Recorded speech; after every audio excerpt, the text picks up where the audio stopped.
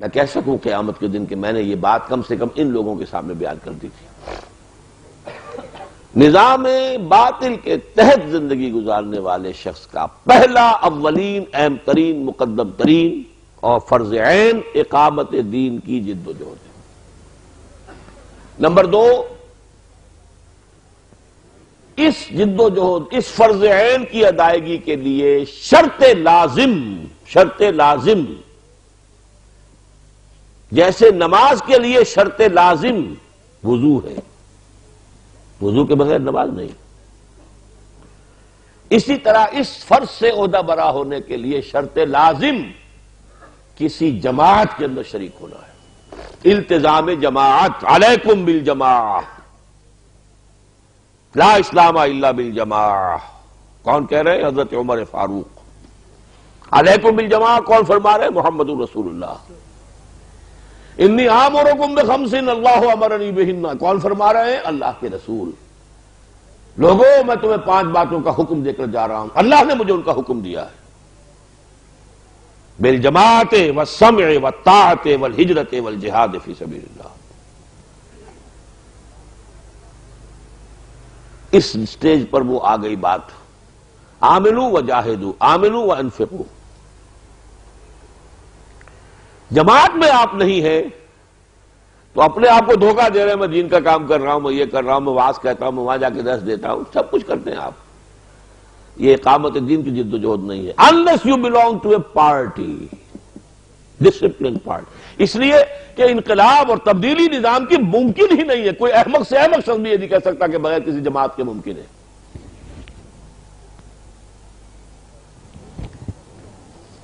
جو حضرات میری ان 2 باتوں سے متفق ہوں، اب یہ ان کا کام ہے کہ جماعت تلاش کریں۔ کوئی جماعت نہیں ملتی، خود کھڑے ہو۔ کسی کے پاس یہاں پروپرائٹری رائٹس نہیں ہے کہ میں جماعت بنا سکتا ہوں، آپ نہیں بنا سکتے، نو۔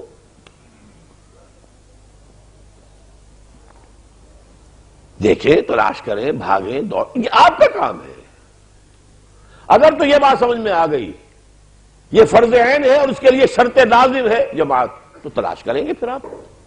اس تلاش میں جو بھاگ دوڑ آپ کریں گے، جو محنت لگائیں گے، جو وقت صرف کریں گے، وہ بھی آپ کا جہاد فی سبیل اللہ ہی کے اندر محسوب ہوگا، اکاؤنٹ ہوگا، لیکن وہ سیریس سرچ ہو، سیریس۔ جیسے پیاسا جو ہے پانی کے لیے جس طرح جو دیوانہ وار جو تلاش کرتا ہے، اس لیے کہ اسے پیاس ہے، اگر اپنی فرض ہونے کا احساس ہو جائے تو اسے اسی شان کے ساتھ تلاش کرنا ہوگا۔ اس میں صرف میں 4 مشوروں کے درجے میں بات کہہ رہا ہوں کہ وہ جماعت کیسی ہونی چاہیے۔ نمبر 1، اس کا ڈکلیئرڈ گول ہونا چاہیے اللہ کے دین کا غلبہ، اللہ کے دین کا قیام، نتھنگ شارٹ آف دیٹ۔ علمی کام، درسی کام، تدریسی کام، سماجی کام، اصلاحی کام، تبلیغی کام نہیں۔ گول، ڈکلیئرڈ گول، نظام کو بدلنا ہے، اللہ کے دین کو قائم کرنا ہے، اللہ کے دین کو غالب کرنا ہے۔ نمبر 2، وہ بہت ڈسپلن جماعت ہونی چاہیے۔ انی آمرکم بخمس اللہ امرنی بہن بالجماعت والسمع والطاعت، یہ نہیں ڈھیلی ڈھالی سی ایک جماعت، کبھی جی میں آیا تو اجتماع میں چلے گئے، نہیں تو نہیں گئے، نہیں۔ ڈسپلن، سمع و طاعت، فاسمعوا واطیعوا وانفقوا خیرا لانفسکم۔ سورہ تغابن میں ابھی زیادہ دن تو نہیں ہوئے ہوں گے پڑھے ہوئے اس کو، فاتقوا اللہ ما استطعتم واسمعوا واطیعوا وانفقوا خیرا لانفسکم۔ پورے سورہ تغابن کا آخری لباب، لباب اس آیت میں آیا۔ البتہ یہ کہ یہ سمع و طاعت 2 طرح کی ہو سکتی ہے۔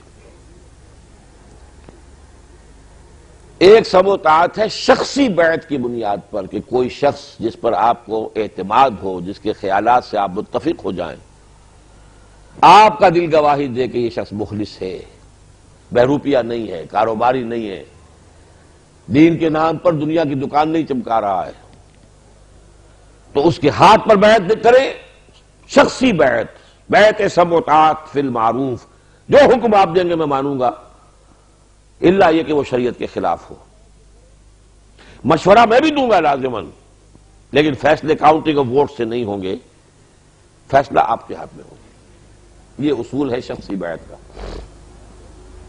ایک شکل یہ بھی ہو سکتی ہے کہ دستوری نظام ہو، جیسا جماعت اسلامی کا ہے، وہ بھی سم و طاعت کا تقاضا پورا کرتا ہے، وہ بھی جائز ہے، حلال ہے، مباح ہے، جائز حلال مباح وہ بھی ہے، لیکن منصوص مسنون معصون یہ شخصی بیعت ہے۔ قرآن میں ذکر ہے تو شخصی بیعت کا ہے، حدیث میں ذکر ہے تو شخصی بیعت کا ہے، سیرت النبی میں ذکر ہے تو شخصی بیعت کا ہے، اور کم سے کم 1300 برس تک تو امت مسلمہ میں اس شخصی بیعت کے سوا کوئی اجتماعیت کسی شکل میں دنیا میں قائم ہوئی ہی نہیں۔ خلافت ہے تو بیعت ہے شخصی پر، اور خلافت اگر غلط رخ پر جا رہی ہے ٹھیک کرنے کے لیے اگر عبداللہ ابن زبیر ہوں یا حسین ابن علی ہوں رضی اللہ تعالی عنہم وہ میدان میں آئے ہیں تو انہوں نے بیعت کی بنیاد پر جماعت بنائی۔ یہ دوسری بات ہے کہ کوفیوں نے بیعت توڑ دی اور دھوکہ دیا، غداری کی حضرت حسین سے، اس کا الزام ان پر ہے، حضرت حسین پر تو کوئی الزام نہیں۔ پھر اگر صوفیہ نے نظام بنایا کوئی اصلاح نفس کا اور تزکیہ نفس کا، وہ بھی بیعت، اب تو بیعت ہی رہ گئی ہے، صرف وہی معروف بیعت رہ گئی، باقی تو کسی بیعت کو دنیا جانتی ہی نہیں، وہی پیری مریدی کی بیعت رہ گئی، لیکن وہ بھی بیعت پر۔ پھر پچھلی صدی میں جتنے جہاد ہوئے ہیں یورپین کولونیلسٹ پاور کے خلاف، سب بیعت کی بنیاد پر۔ مہدی سوڈانی انگریزوں سے ٹکرائے بیعت کی بنیاد پر، سنوسی اطالویوں سے ٹکرائے بیعت کی بنیاد پر، چیچنیا میں امام شامل نے 30 برس تک ناکوں چلے چبوائے زار کی فوجوں کو بیعت کی بنیاد پر۔ ہمارے اس بر عظیم پاک و ہند میں سید احمد بریلوی اٹھے، ان کا اصل ہدف انگریز تھے، لیکن وہ اصل میں پہلے چاہتے تھے کہ یہ اپنا پیچھا مضبوط کر لیں۔ عالم اسلام کی کنٹینیوٹی جو ہے وہ سرحد کے علاقے سے تھی، سرحد کو پہلے سکھوں سے لبریٹ کرائیں، پھر پنجاب کو سکھوں سے لبریٹ کرائیں۔ یہ بھی آپ کے علم میں ہوگا کہ سرحد بھی سکھوں کے تابع تھا اس وقت، اس کے بیشتر علاقے سینٹرل جو ڈسٹرکٹس ہیں، مردان، کوہاٹ، پشاور، یہ تینوں سکھوں کے ہاتھ میں تھے۔ اوپر کا علاقہ مالاکنڈ جو ہے اس پر ان کا تسلط نہیں تھا، نیچے یہ بنو وغیرہ جو ہے یہ سو آزاد تھے، لیکن باقی یہ 3 ضلع جو ہیں جو اصل میں ہارٹ آف NWFP ہے یہ سکھوں کے تحت تھا۔ یہ ہری پور کون سا ہے، کس کا ہے یہ شہر؟ ہری سنگھ نلوا کا شہر ہے جی، ہری پور ہزارہ۔ مانسیرا کس کا ہے، کس کا سیرا ہے؟ یہ راجہ مان سنگھ کا سیرا ہے۔ ایک وقت میں وہ دہشت تھی سکھوں کی کہ کابل میں پٹھان عورتیں، افغان عورتیں اپنے بچوں کو ڈرایا کرتی تھی، چپ جاؤ ہری سنگھ نلوا نہیں آیا، چپ ہو جاؤ، وہ آ رہا ہے، ہابو آ رہا ہے، وہ دیو آ رہا ہے، وہ ہری سنگھ نلوا آنے والا ہے، چپ ہو جاؤ۔ ان سے نجات دلا کے پھر پنجاب کو ان سے نجات دلائیں، پھر انگریز سے ٹکر لینے کا پروگرام تھا۔ وہ اللہ کی جو مرضی ہے وہی حکم ہے، لیکن نظام بنا بیعت پر۔